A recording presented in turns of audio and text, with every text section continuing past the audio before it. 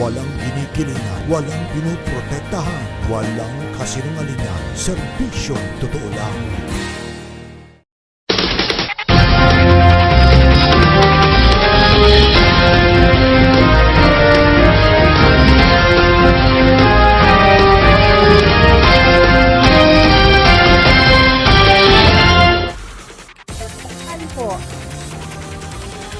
Oras na para sa mainit na balita.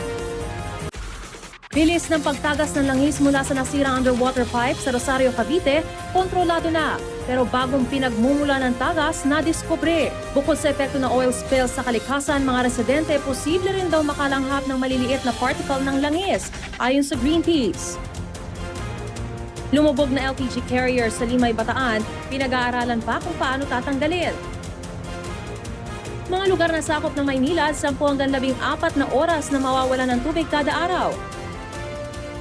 Pitos, natagpuan sa basurahan sa Quezon City. Mga may kapansanan na naglaro ng basketball sa Batangas. At sa Star Bites, singer na si Pink na ospital matapos magkamali sa isang stunt sa kanyang concert sa Germany. At isang handaan sa Quezon City na birthday umano ng isang binatilyo sa Barangay Quirino 2A sa Anonas noong February 17, alamin. At ilang mga larawan ng mga kapuso pinadala sa Youthscoop, alamin.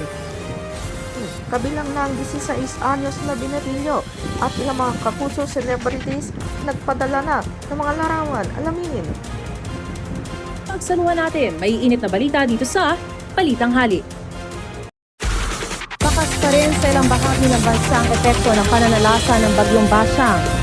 Magkakahiwalay ng oil spill naman sa iba't ibang lugar ang naganap matapos